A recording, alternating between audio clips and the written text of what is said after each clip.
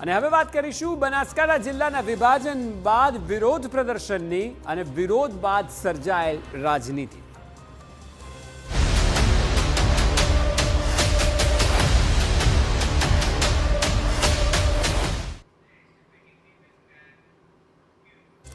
બનાસકાંઠા જિલ્લાના વિભાજન બાદથી નવા જિલ્લામાં વિરોધ સતત વધી રહ્યો છે। એક તરફ સ્થાનિકો અને વેપારીઓ સતત ત્રીજા દિવસે વિરોધ નોંધાવી રહ્યા છે, તો બીજી તરફ કોંગ્રેસે પણ વિરોધમાં ઝંપલાવ્યું છે। પાર્ટીના નેતા અને ધારાસભ્ય અમિત ચાવડાએ આરોપ લગાવ્યો કે સરકારે કોઈની સાથે ચર્ચા કરી જ નહીં અને વિભાજન કરી નાખ્યું। રાજકીય એજન્ડા અનુસાર આ વિભાજન કરાયું છે। સવાલ એ છે કે શું આ મુદ્દો આગામી સમયમાં સરકાર માટે પડકાર સર્જશે?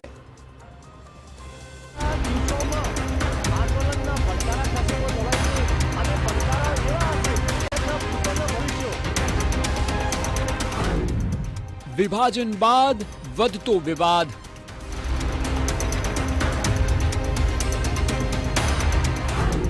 વિરોધમાં ભળ્યો રાજકીય રંગ।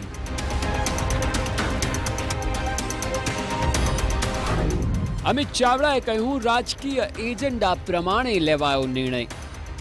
રાજકીય એજન્ડાઓને ધ્યાનમાં રાખીને જિલ્લાનું જે રીતે વિભાજન થયું છે એનો વિરોધ થઈ રહ્યો છે। સતત 3 દિવસથી બનાસકાંઠાના વિભાજન બાદ વિરોધ વધી રહ્યો છે। અલગ અલગ લોકો રસ્તા પર ઉતરીને પ્રદર્શન અને સૂત્રોચ્ચાર કરી રહ્યા છે। તમામ લોકોનું કહેવું છે કે નિર્ણયથી તેઓ અસંતુષ્ટ છે અને એટલે જ દિયોદર, ધાનેરા, કાંકરેજ એમ તમામ વિસ્તારોમાં લોકો બહાર આવીને વિરોધ પ્રદર્શનમાં જોડાયા છે। આ લોકો ધાનેરા તાલુકાના છે। વિરોધનો સૂર તેઓ લગાવી રહ્યા છે અને આશા રાખે છે કે આ સૂર સરકારના કાને અથડાય અને તેઓની માંગને સરકાર જરા સમજે। ધાનેરા તાલુકાના લોકોની માંગ છે કે બનાસકાંઠા જિલ્લામાં જ તેમને ફરીથી સમાવેશ કરાવાય। આ માંગને પ્રબળ કરવા માટે પૂર્વ ધારાસભ્ય સહિતના લોકો વિરોધ પ્રદર્શનમાં જોડાયા હતા। બનાસકાંઠા જિલ્લાનું જે વિભાજન કરવામાં આવ્યું એની સામે અમને કોઈ વધો નથી। જિલ્લો મોટો હતો અને વિભાજન કરવું પડે, પણ ધાનેરા તાલુકાને જે થરાદમાં મૂકવામાં આવ્યું છે એની સામે અહીંની પ્રજાનો ખૂબ જ ભારે સૂર છે। કોઈ પણ પ્રજા ત્યાં જવા માગતી નથી, કારણ કે જે વાત કરી એમ વાછોલનું અંતર ગણવા જાઓ કે બીજું જે અંતર ખીમતથી આગળનું અંતર ગણવા જાઓ તો એ 50 થી 60 કિલોમીટરનું આ સેન્ટર પડે છે અને અહીંથી 40 કિલો થાય એટલે 100 કિલોમીટર જેટલું અંતર થાય છે। તો સરકાર સાથે અમારી વિનંતી છે કે તાત્કાલિક ધોરણે એના પર ફેરવિચારણા કરવી જોઈએ। પ્રજાને પણ વિશ્વાસમાં લીધી નથી, પ્રજાના આગેવાનોને પણ વિશ્વાસમાં લીધા નથી અને એક જ તરફે જે નિર્ણય કરી અને કેબિનેટમાં નિર્ણય કર્યો છે એ મારી દ્રષ્ટિએ વાજબી નથી। તો ફરીથી ધાનેરા તાલુકામાં આંદોલનો ન થાય, પ્રજા રોડ ઉપર ના આવે, એના પહેલાં સરકારને વિચારણા કરી અને ધાનેરા તાલુકાને બનાસકાંઠા જિલ્લાના પાલનપુર સાથે જૂનું જે કંઈ છે ત્યાં જોઈન્ટ કરશે એવી મારે વિશ્વાસ છે। આ તરફ કાંકરેજમાં પણ સતત ત્રીજા દિવસે વિરોધ પ્રદર્શન યથાવત છે। અહીં કંબોઈ બાદ વેપારી મથક થરામાં પણ સજ્જડ બંધ જોવા મળ્યો હતો। વેપારીઓએ ઉગ્ર વિરોધ કર્યો હતો અને વિરોધ પ્રદર્શનમાં કોંગ્રેસના ધારાસભ્ય અમૃતજી ઠાકોર પણ જોડાયા હતા। તેઓએ કહ્યું કે અમે આ વાતને મુખ્યમંત્રી સુધી લઈ જઈશું અને તેઓને ધ્યાન આપવા માટે અપીલ પણ કરીશું।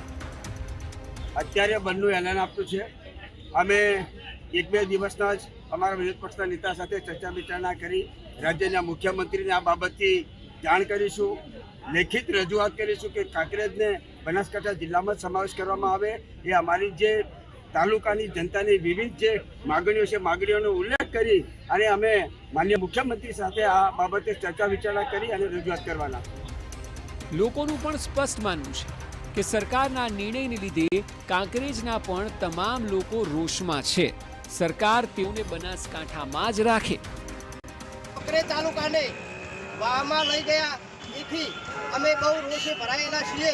અમને ફરી પાછા બનાસકાંઠા જિલ્લાની અંદર પાછા ત્યાં સમાવેશ કરો, નહીં તો અમે જ્યાં સુધી આનો પાછા અમને વિકાસ નહીં આવે ત્યાં સુધી અમે બધે હડતાલ ચાલુ રાખશું। તમામ માણસોને રોજ છે, અમારે બનાસકાંઠામાં રહેવાનું છે અને બનાસકાંઠામાં ના રાખો તો સેવજ પાટણમાં મેળવો, અને અમારે વાવમાં જવું નથી। આખાય મામલે પ્રદેશ કોંગ્રેસે પણ ઝંપલાવી દીધું છે। સતત વિરોધ વધી રહ્યો છે અને તેને લઈને કોંગ્રેસના નેતા અમિત ચાવડાએ ખૂબ જ વેધક પ્રહાર કર્યા છે। અમિત ચાવડાનું કહેવું છે કે સરકારે કોઈની પણ સાથે ચર્ચા ન કરી અને જિલ્લાનું વિભાજન કરી નાખ્યું। ચૂંટાયેલા પ્રતિનિધિઓ સુધી પણ અભિપ્રાય લેવાયો નહોતો અને સાથે જ આ વિભાજન એક રીતે રાજકીય એજન્ડા અંતર્ગત જ કરવામાં આવ્યું છે. સાંભળો.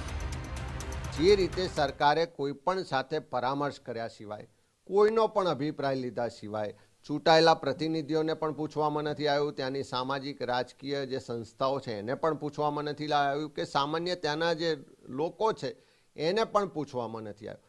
અને ભૌગોલિકતા જોયા સિવાય ફક્ત રાજકીય એજન્ડાઓને ધ્યાનમાં રાખીને જિલ્લાનું જે રીતે વિભાજન થયું છે એનો વિરોધ થઈ રહ્યો છે.